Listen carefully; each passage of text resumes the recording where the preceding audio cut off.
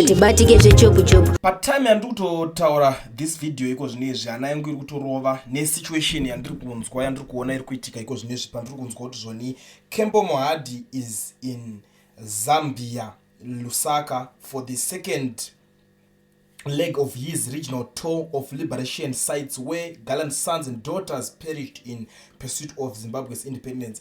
Zvavafambira avo nhasi handine nazvo, but nezuro ndo pandakanyanyisa kudisappointika zvisingaite pandakanzwa kuti vaKembo Mohadi vakaflya kuivo na Minister of Health kubva kuHarare kwavanenge vari kuenda kuMphilo Hospital kuendesa kuenda kuno unveila only 10 chairs. You know, to be very honest, I was disappointed because inini katakatasa ma chairs aya, one of those chairs tikada kutarisa ma prices here in South Africa, tikada kutarisa ma price acho anongoita $10. Sorry, ari $10 enter $50, mamwe acho ndoita $100.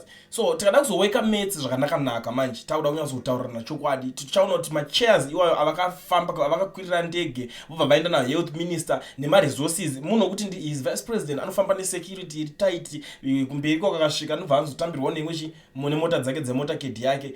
All those things zvese zvinenge zvakashandiswa ma resources iwayo ari kuita kuspendwa luxury kudaro zvinokwana kutenga mamwe ma chairs kana 20. Tikada kuweka unonzwa nzi ka trip kawo kakangokwira ndege yacho ma costs ese kubva pa point A to point B kubva kuHarare kwacho kuenda kuBulawayo neteam ravo kusumudza ndege kwavakatongoita ikoko vachienda unongonzwa kuti kangori kana ka budget ka small budget ke 10,000 unongona kuzvinzwa zvinhu izvo ndo zvine zvakatoitika ndo mari inenge yakatoshanda pa ma costs avo aise, but zvinhu zvasvika 10,000 takada kutarisa or less than 10,000 tikutaura kuti zvoni alright kana ma chairs ayakatengwa akaya it's a good thing. Zvinhu zviri kushandiswa ndizvo zvomuchipatara macheya ari boa handiti kana ari boa kudaro vadii kungogarira kuHarare ikoko voita ekutumira pahospital ipapa hapana kana mukuru wehospital anongotaura kuti ndatounveila machairs kana kuti tato macheya atoya utongoitwa zvekukata ribbon kuwesta mari only to go kuenda kunokata ribbon sure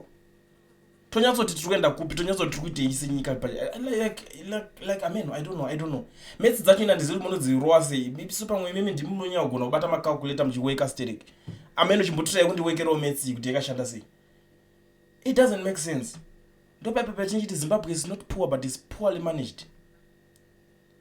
Hapana pekuti unotarisa kuti alright izvo so pane chiri kusara chiripo chinozobatika.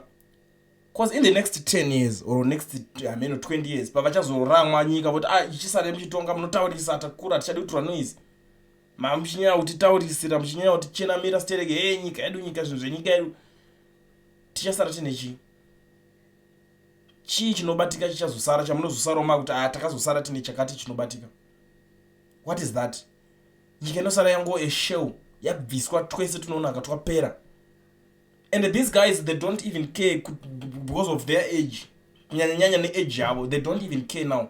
Kuti anogonoita ma mistakes ekuti in the next 10 years tozomubvunza but paipa munenge makashandisa mari yakawanda mamusikuonera kuti so zvinhu zvakadai so nyika yedu chirudzokero mashure yakaita kusarira.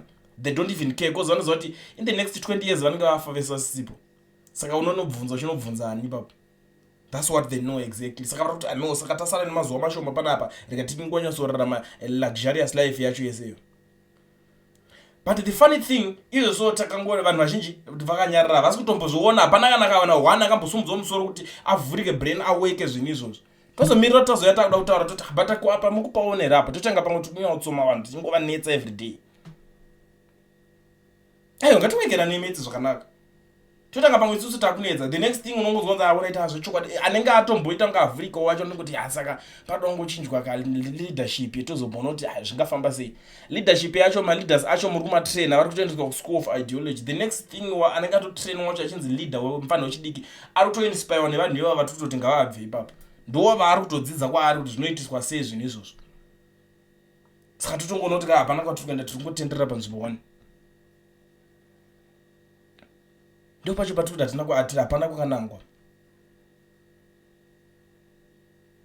But most of the times ndinozomboita ngangu ndotaurisa I understand and I know that and sorry zvenyu kana muchiti ndotaurisa meno kana muchida kuti ndichitaura matauriro api but nyaya iyi haina kungondibata boy kutaura chokwadi muda kuti mumboifambira mushe mumboiona uye mumbowekawo maths dzacho pamwe nini dzangu dzidze kunyanya kutaurisa stereki pamwe nini munongoti pamwe tungori good way kungo criticize zvinhu zvinge zviripo, but on this one I'm disappointed honestly.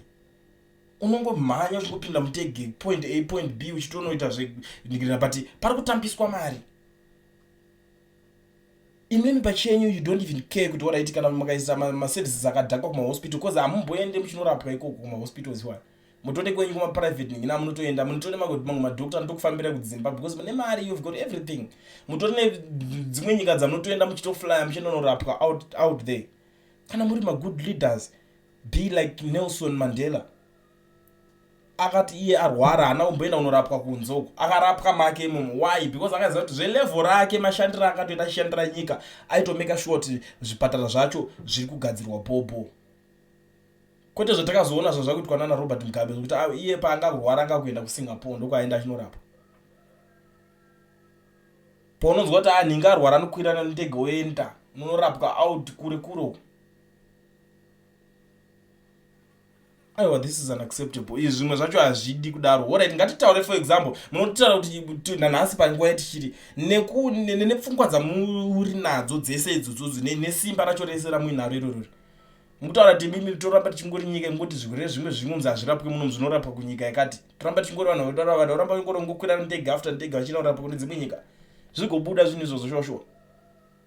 But the problem ndiyo, you don't even care. Munongoti kwanzi kwa 10 machairs andi tinokata ribbon iko kuti zvingonzi ndimi mapa here kuti ndimaita sei, as if izvi zvacho zvinenge zvanzi zvomuri kunounveila mari yacho yoita yabva kana muhomwe dzenyu.